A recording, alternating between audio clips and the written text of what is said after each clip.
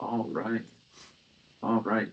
Good morning, everybody. I think we have the vast majority of people who signed up in here. Good morning. I'm Logan Smith. This is Ari Mata. I have had the pleasure of meeting most of you, but to those I haven't, it's nice to meet you. We are joined this morning by Dr. Marcy Russo from Wellmore. We're going to talk a little bit, or she's going to talk a little bit about mental health. She's got some slides prepared. If at any point you have any questions and you wanted to put them in the chat, we will answer them, or Marcy, if you wanted to answer them while you're going, you can even do that, but there will be time at the end to address them. Or if you just wanted to hang on to your question until the end, we have some time for Q&A. Without further ado, I will tee it off to Dr. Marcy Russo from Wellmore. Thank you very much for joining us this morning. Oh, thanks for having me. It's a pleasure. I've been familiar with the United Way of Greater Waterbury for a really long time. So I don't know how many of you know Wellmore, but we're a behavioral health and substance abuse treatment provider in the area. And we do a lot of work with really the whole northwest portion of Connecticut, but we have several of our key locations here in Waterbury. And just on a personal note, I'm a licensed psychologist. I've been working in the behavioral health field for just over 30 years. And this particular topic was particularly interesting to me because also being an administrator and a supervisor for many years, I'm always interested in being able to support new leaders, right? Being able to support leaders that are moving into fuller responsibilities within their workforce, moving in maybe to supervise individuals or moving into just a larger role and capacity within their organization.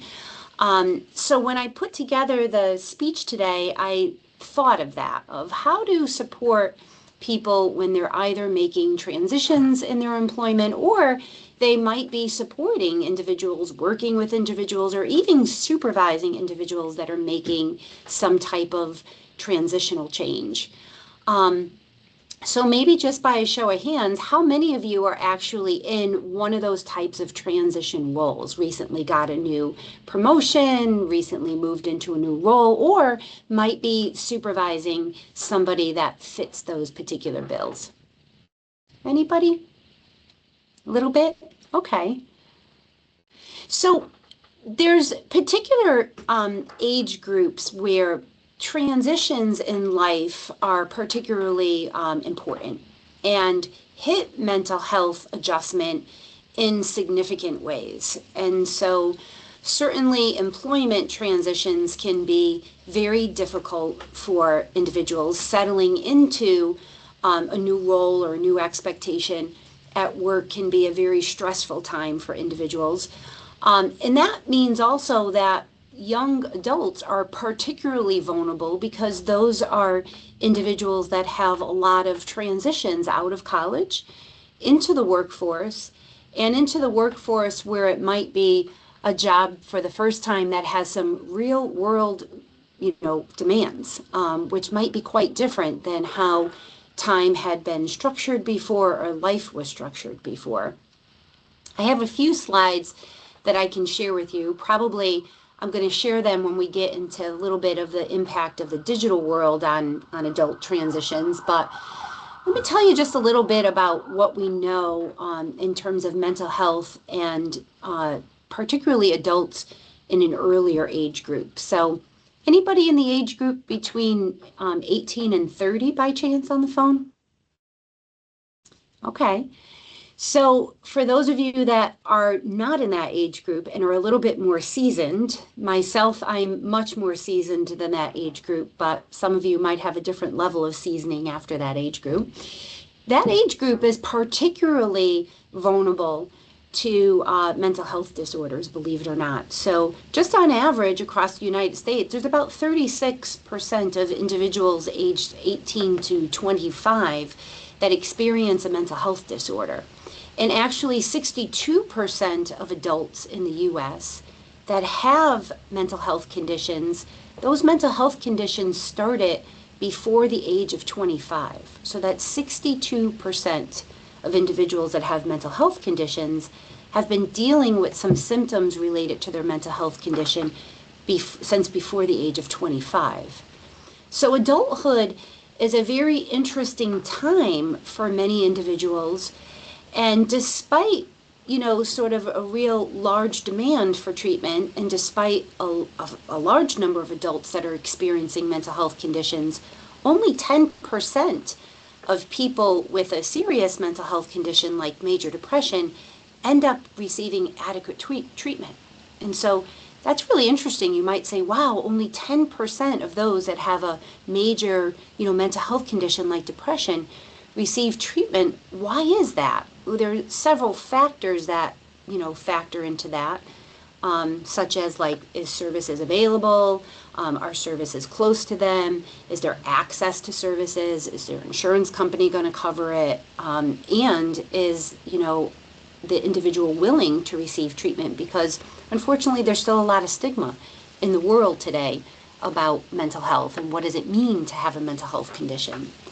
So all of those can be barriers to getting really effective treatment. And so this is an important age group as well too, because this is an age group that's starting out into the field and will be our next leaders, right? So that initial transition into the field, into the workforce, is going to be really important in how we support people as supervisors, even how we support people as organizations that are experiencing, some of the stress that's associated with being in a workplace.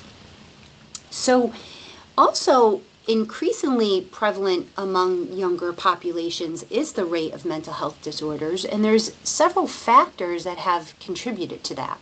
Now, some of these factors you'll be able to guess, things like COVID and other social stressors of the world.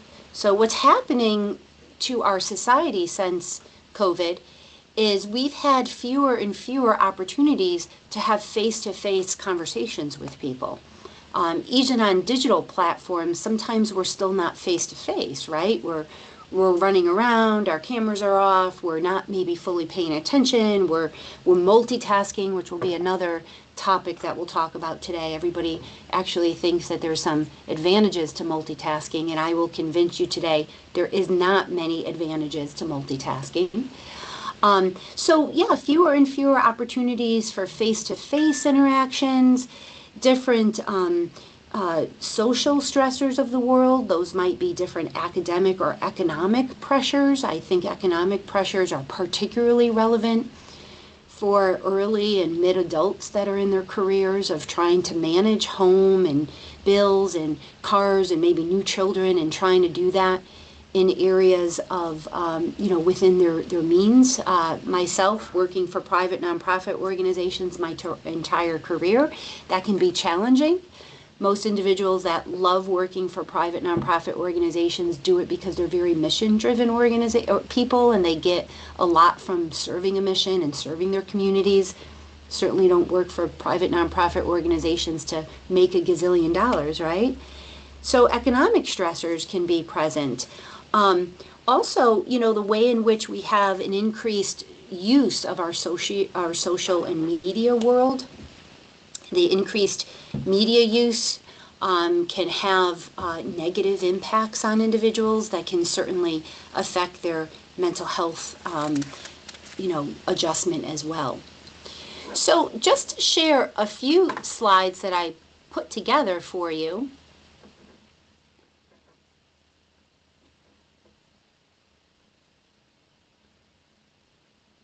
Sorry.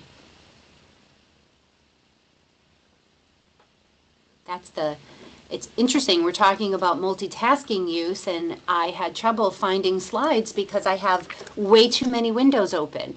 So hopefully you're able to see my screen share. Maybe somebody can give, all right, great, I see the thumbs up.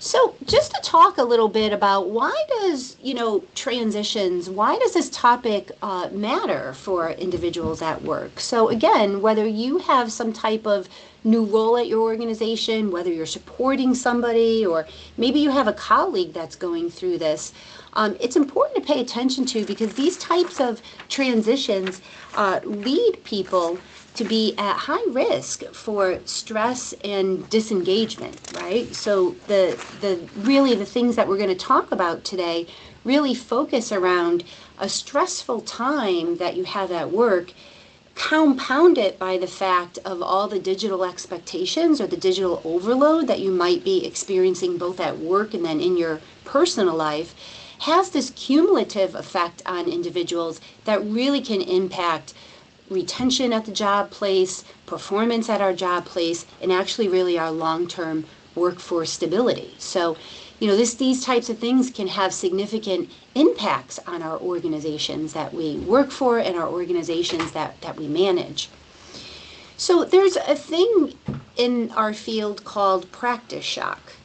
And practice shock is really, it's real, and it really involves moving to a new job or a new role where there's a gap between what our expectations are and what the reality is of that role, right? And frequently there is this gap that we have as humans, this gap between what our expectations are and then what the real world demands are, right? And managing that gap can leave us, or trying to manage that gap, can leave us often in a little bit of a state of shock, both psychologically as well as physiologically in terms of how our body responds to that particular time and period. Often during transitions as well too, we can be left with a temporary loss of confidence and some, lack of clarity around our role. And we've probably experienced that when we take on a new project, when we, move to a new place of employment, when we receive a promotion, or maybe even when we get involved in a new initiative, right? Even this initiative where you're engaged with other emerging leaders. We as humans have automatic tendency to doubt ourselves, right? So to lose our sense of confidence during those times, to have some difficulty in translating what we know in theory and what we've learned in theory and translate that into practice. Now, adjustment to new things in life is totally normal and can be expected, but really what's important sometimes is the supports that we're going to receive around that. So what happens during these times in which we're expected to do something where we have this practice shock, right? Where our expectations don't necessarily match what's happening in the real world. There could be a lot of anxiety during this time, a lot of self-doubt, and obviously a lot of cognitive overload that comes along with new responsibilities. When we're moving and transitioning places, we often underestimate the impact that social disruption can have on ourselves. Sometimes we can lose established relationships, we can lose established support systems, we can even lose our sense of belonging, which can often cause significant distress in the workplace. So adjustments for individuals just in normal life can create these psychological pressures. Individuals that have mental health concerns that they're also dealing with on top of that, you can see how things can get particularly impacted for a few people in our world. Some of the key risk factors of individuals getting burnt out during transition, or key risk factors of people getting burnt out at work for overload, can be contributed by these significant risk factors. So think about in your life, what is my level of isolation or belonging, right? Do I have a good sense of belonging at work? Do I have a good sense of what my place is within my within my organization, within my team, with my colleagues? Am I experiencing some disruption or lack of congruence in those areas? What's my own individual factors? Do I tend to be a perfectionist, right? Do I tend to have some ongoing fears about my performance? Am I going to measure up? Will I be competent enough? Will I have enough of, coping skills to be able to deal with a particular situation? How do I act and how do I respond in situations where I have excessive exposure sometimes to real world demands, deadlines, right? To-do lists, competing factors on my attention, competing demands that affect my performance.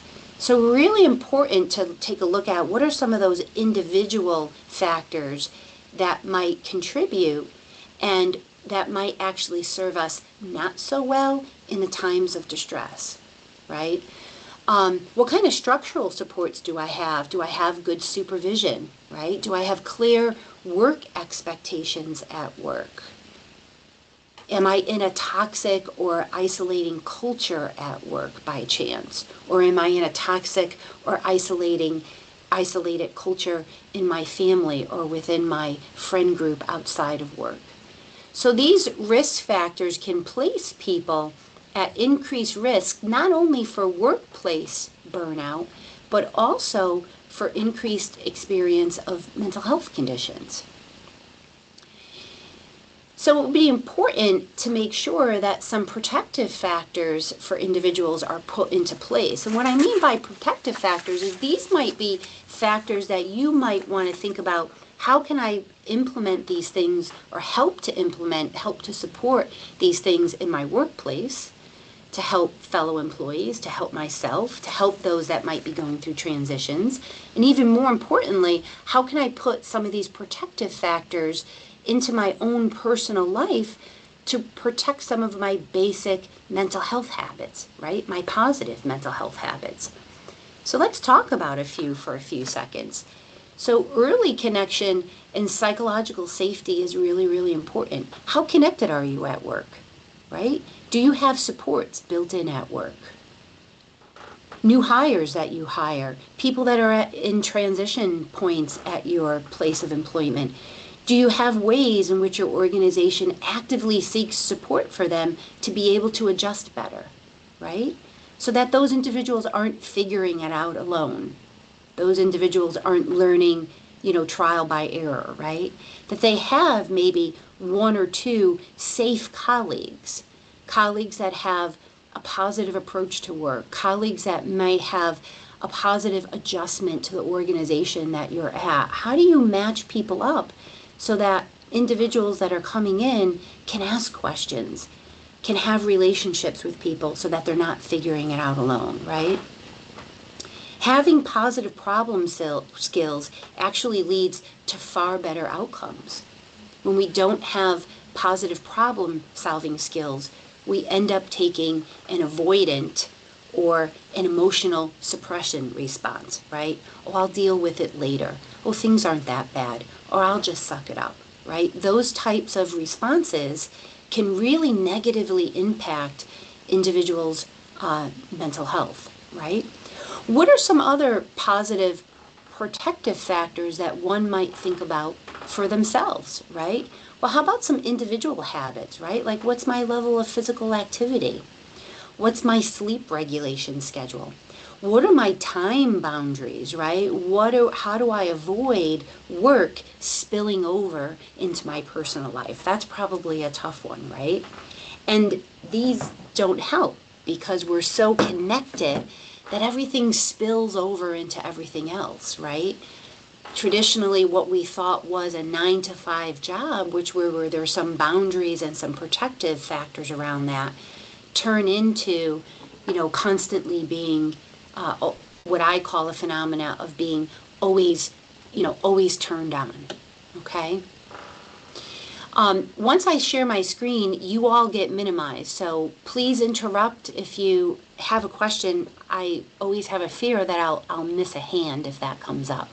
So just a few minutes, and then I want to save some time for questions as well too. So just a few minutes about what are the implications on someone's mental health when they're always in an always-on environment, right? So modern professionals like yourself are in this always-on environment, right? You're always being bombarded. There's constant information overload, and frequently our brains don't have any opportunity for what I call cognitive recovery. And then there's this real problem around what are the blurred boundaries between work and personal life. Being somebody who has been in an administrative position at an organization, who has been on call 24 hours a day for many, many years, I've had to come up with very creative ways of occasionally being off, because it's so important to create those types of boundaries. So the literature teaches us about this concept of chronic stress exposure. And what chronic stress exposure is our brains were not originally designed to be on constant cognitive overload. They weren't designed to be in this way of functioning where we have continuous notifications about things, where we're continuously multitasking, or we're continuously switching tasks, right? We're going from phone to email to notification to tasks. Our brains weren't neurologically designed for that. And what the literature shows us, plain and simple, is there are mental health effects as a result of that. It leads to increased mood disruptions. It leads to increased anxiety. It leads to sleep disruptions, and it leads to reduced cognitive efficiency. So it's really important to remember those things. Now, some of the outcomes, just from a mental health outcomes, is sleep disruption and reduced resilience can have profound impact and can actually create PTSD-like symptoms, so post-traumatic stress disorder symptoms. Our system physiologically goes into complete, and our brains go into complete overload and almost shut down mode when we really don't have a good sleep cycle, when our sleep gets disrupted, and when we really don't have any time for cognitive recovery periods. So let's talk a little bit more specifically about the role of news and media, because we're so tuned in these days, right? We're so tuned into what is the role of news in our lives. What is the media impact? What does it mean to be constantly, in sync, constantly scrolling, constantly looking for things, getting notifications? I, at least on any average day, have almost 24 news media sources that sends me the daily digestion of the news, right? So what does that mean for us? Well, most of us realize, or maybe we don't take the time to realize, that high social media consumption is associated with feelings of helplessness, feelings of hopelessness, and associated with lower mood and overall life satisfaction. Those aren't very good outcomes. And this slide, I think, describes to us why that is. Most news and media outlets contain negative and threat-based content that dominates what we see in the world. And that often leaves us in a state of arousal, in a state of concern, or in a state of ambiguity. Will this happen to me? Am I safe? Will this be in my neighborhood? Will this impact me? Those types of cognitive biases that we end up with watching the news can significantly impact, again, our adjustment and our overall mental health. Also, another really negative side effect of high content of news and media is social comparisons, which the newer generation, I call people in their 20s and 30s, have been highly affected by this social comparison phenomena, right? So of course, everybody puts their best foot forward on social media platforms.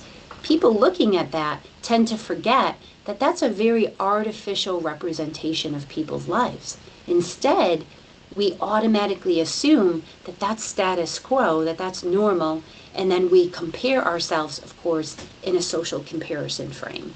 Because, of course, people are looking perfect, and they have just the right, shot that was taken, and the family looks all just so, right? Everybody is matching, and everybody's hair is in place, and they're on the beach, and the wind is blowing in the perfect direction, right? Not real life. But our brain, for some reason, automatically assumes that that is, and it leads us to a great deal of left in terms of negative social comparisons. There's a compounding effect as well, too, between these two things, right? So the compounding effect between what we're getting experience or exposure to at work, whatever job or employment or career stress we have, plus all the digital overload in life, it really leaves no time for brain recovery. And it leads to a higher likelihood of disengagement and burnout. And that can have significant economic implications for organizations. It can also, more importantly, have important personal implications for ourselves in our own adjustment and our own mental health. So we need to be strategic about our interventions. We need to be strategic as organizations, and we need to be strategic about individuals, us as individuals. So we do need to establish appropriate boundaries around technology use. We need to have always off times in addition to being always on, right? So we need to reduce this always on exposure.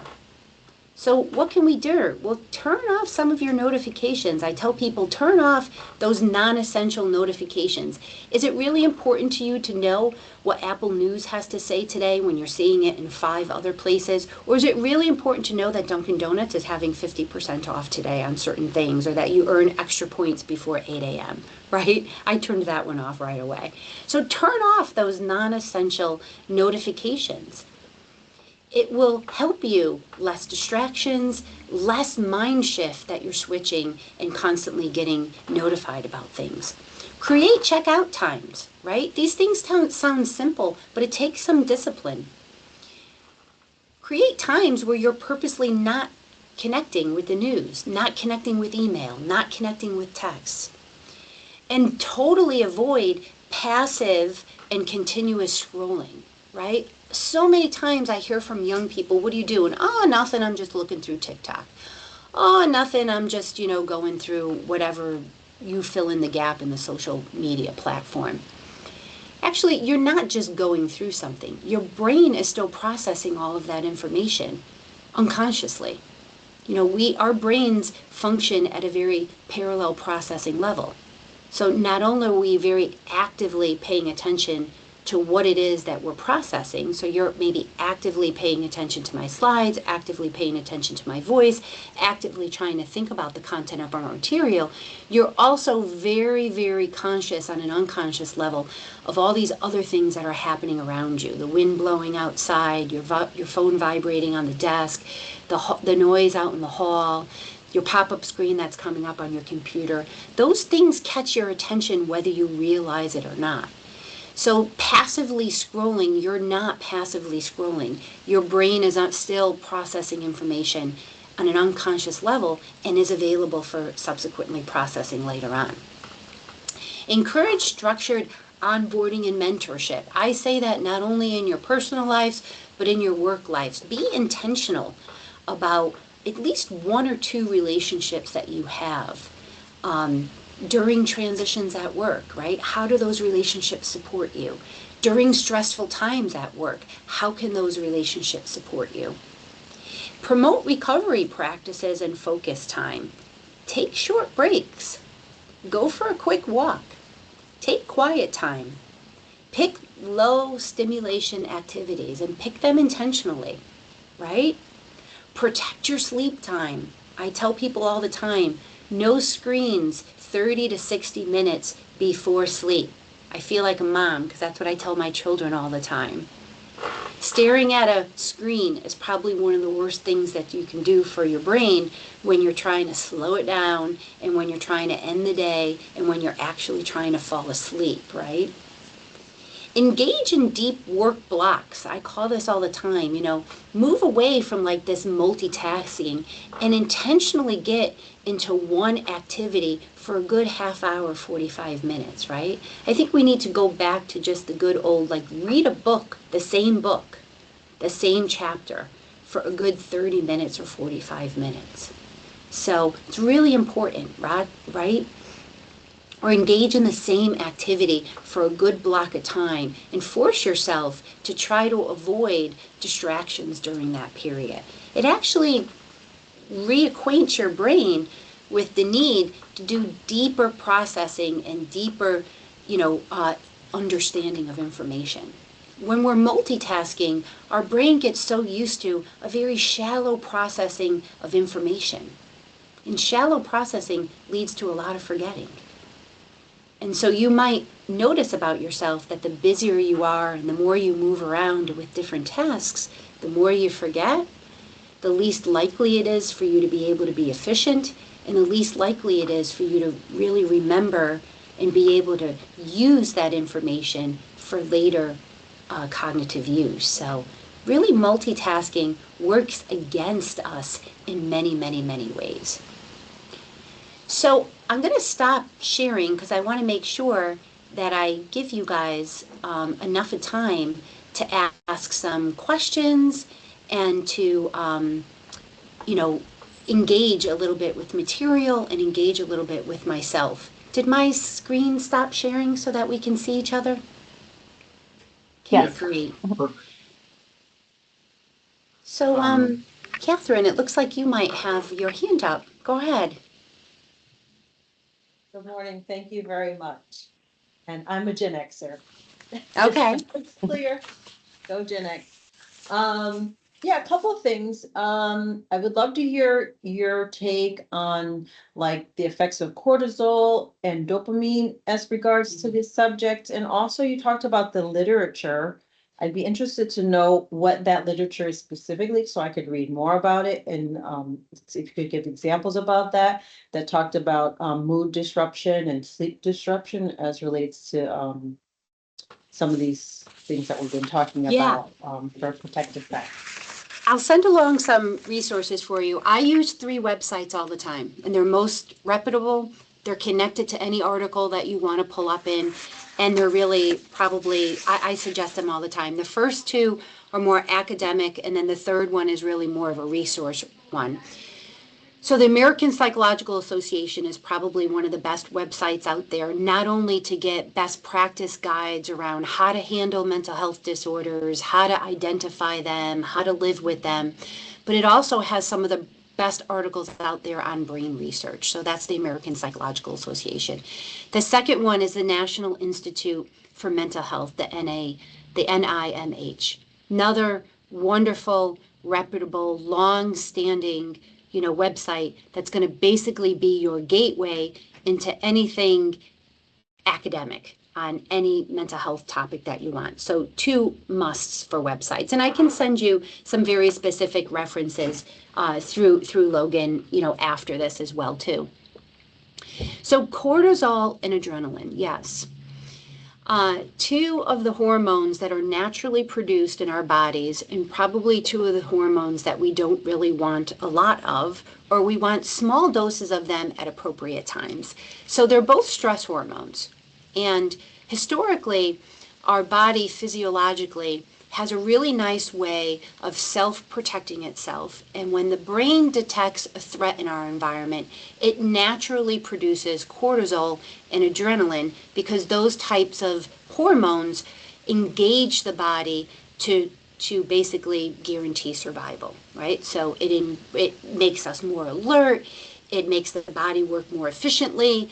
It makes us stronger at times. You see all these different weird examples how people get really strong and can do amazing things when they're under stress, right? Those are the positive benefits of cortisol and adrenaline.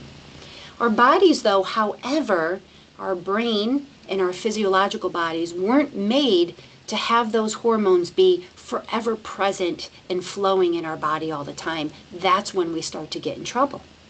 And so when we are in a constant state of arousal, when we are in a constant state of distress, or when our brain is constantly interpreting negative threat in the environment, distress in the environment, even when that threat is not present or imminent, which would be a newscast situation. If I'm watching something on the news and that is a distressing and that is a negative, and that is a highly emotional charged event, my brain cannot make the difference between I'm present in that event or I'm just watching that event. Your brain thinks you're there and you're in it. Mm-hmm. So it's going to produce, and it's going to ongoing produce cortisol and adrenaline in a way that really works negatively towards emotion regulation, our it's constantly puts you in a fight or flight response. Mm. And that can have several physical and mental negative implications. The last, neurotransmitter, a little bit different than a hormone, but the last neurotransmitter that's really important to talk about is dopamine. So, dopamine is a naturally occurring chemical in our body. It's produced by our brain, but it's highly connected to reward and pleasurable activity. And in many ways, it's good to have dopamine because it elevates your mood, it makes you feel like it gives you a temporary state of arousal, of euphoria, right, of happiness. However, dopamine can become almost as if you get in a loop of dopamine, and we have to be really careful about what triggers that dopamine. And so, not only do happy and satisfying events trigger dopamine, but sometimes things where you get immediate rewards can trigger dopamine. And sometimes when we are constantly on social media websites, the content of those websites, even the light of our phone, blue light can trigger, dopamine. So again, we want to be careful about how we are activating our brains and at times doing some purposeful and intentional decrease of dopamine activity in our brain. Thank you. Mm-hmm.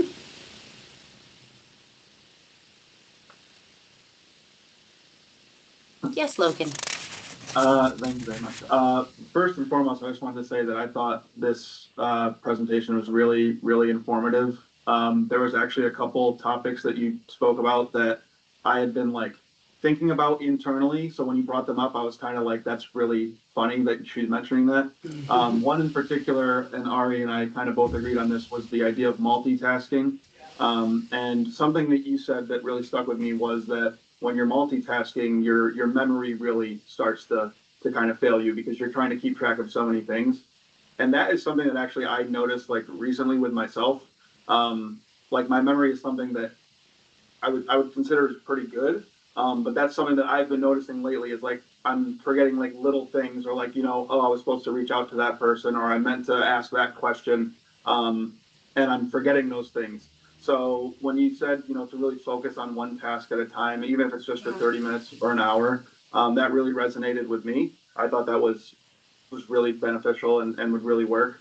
The other thing I really wanted to mention, and this is something that's worked for me, and I didn't know if other people have tried this or wanted to try it, but the social media apps and like the notifications, like you say, I moved, at first I turned all of my push notifications for all of my social media apps off. I don't get any notifications for any of that. I then moved them to the last page of my phone. And then after that, because even that wasn't enough, I put them into a group. Like, you know how you can like put apps into a group? I have an iPhone. I don't know if that works for everybody, but you can put them into a group so you almost like can't even see them anymore.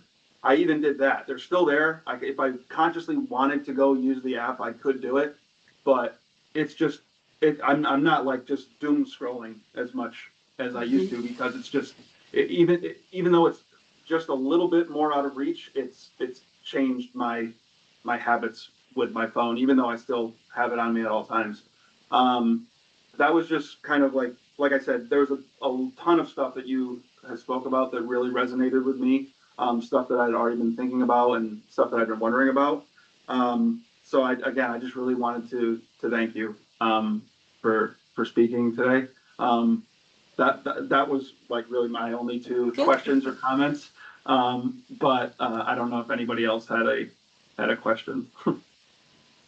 And thank you for sharing because, I saw some folks nodding their heads, so they may take on some of your suggestions. Yeah, Cool. Nadia. Hi, I want to piggyback off of what Logan said. I thought your presentation was super informative. This is definitely something I have a lot of interest in as well. I originally, my first major in college was going to be psychology, but then I switched things up. I'm a director at Works, the agency in Okay. Prospect. So I think one thing that I'd like your input on is like maybe this will resonate with some people in this session. Like when you're working within corporations or businesses, a lot of like what we're learning and what we want to implement, you have to bring that to your own leadership, right? And I think the reality is that, like what you mentioned earlier, like there's kind of a stigma around addressing certain mental health issues and kind of how to navigate it. And there's a lot changing in the world right now, like countries practicing like 4-day work weeks or trying to implement more breaks like in the workday to, prevent burnout. Um, but I feel like leadership usually needs to be presented with like facts, because a lot of this is subjective, right? Like you can take one person over here, they can say, I'm really anxious, I can't get this done. But then someone in leadership can be like, well, I've handled it. Like you can, so like, do you have sources or maybe like there's facts or things that can be referenced that sort of like show the actual proof that productivity increases when you implement these practices? And you know um like we're talking about how multitasking is not efficient, but like I feel like in terms of when someone's in a position in a corporation, they're trying to like implement these and bring it to leadership, like things need to be more like fact based, I suppose, if that Yeah, makes I sense. mean, that's the wonderful thing about, the internet these days is everything's so very accessible, and there's documented outcomes everywhere that basically shows the effects of multitasking on brain productivity and brain efficiency. Are you all familiar with TED Talks? Hmm. What I love about the TED Talks videos, and you can go into TED Talks and search anything you want, but what I love about those is they've found a very wonderful way of getting some of the most renowned researchers to actually do the TED Talk themselves, or to have individuals that are doing those talks reference people that have done significant, work in the area, in the field of whatever it is that you want to talk about. So I think that those particularly things can be helpful. And I think those particular things can be helpful within organizations for executives to see, because they're brief, they're engaging, and they're often the expert themselves that is delivering what it is, the content of what you're trying to say, right? So it's not that Nadia says it, it's that, no, this is actually, a thing out there. And it's a big thing to fight against because, again, there's a lot of individuals in the world that really are firm believers, that the more they get done or the more that they can do at one particular time is a better outcome. And sometimes it's an uphill battle to to go against that. So I am noticing the time, but I'll send some specific references on that. A lot of interesting information on memory research as well too, can influence our thinking in that area. Memory consolidation, right? And so I'll send some information on that too, about how a stimuli in our environment actually becomes a memory, something that you're actually going to learn and remember. It goes through 3 stages. And you have to purposely engage in those 3 stages, right? I mean, you have to not only see information and encode it, but it's got to go through short-term memory, and then it's got to move to long-term memory. When we multitask, nothing moves past short-term memory. So, it's almost like chunking, right? We can basically remember about 5 things plus or minus 2. So we can remember anywhere between 3 and 7 items. And the literature has shown that for years and years and years. That's all we can remember at one time.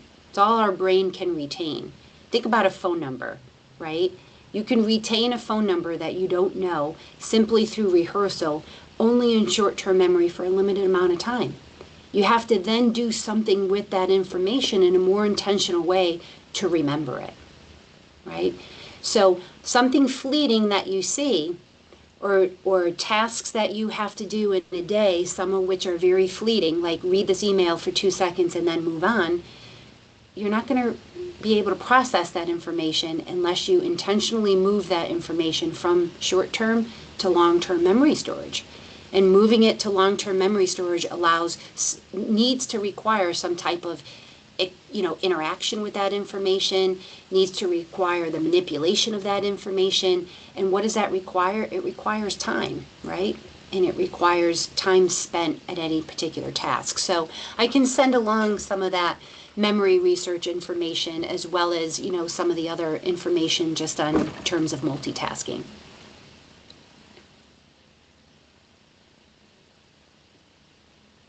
Yeah, if there's no other questions, again, I just want to reiterate, thank you so much, Marcy, for hopping on and giving this talk. I found it really informative. I know Ari did as well. Yeah. Sounds like the vast majority of the audience did as well. So again, thank you so much. I will, any link you send me, I will make sure that everybody on this call gets all of the links and all of the information Thank you you. share. If anybody wanted to reach out to me with any questions for you, I would also, I have no problem playing middleman there as well. So yeah, again, if nobody has any further questions, I would just like to thank you one more time, and I hope everybody has a great rest of their day. Thank you all. Thanks for having me. Thank you. Thank you. Thank Bye, you. guys. I could listen to her talk.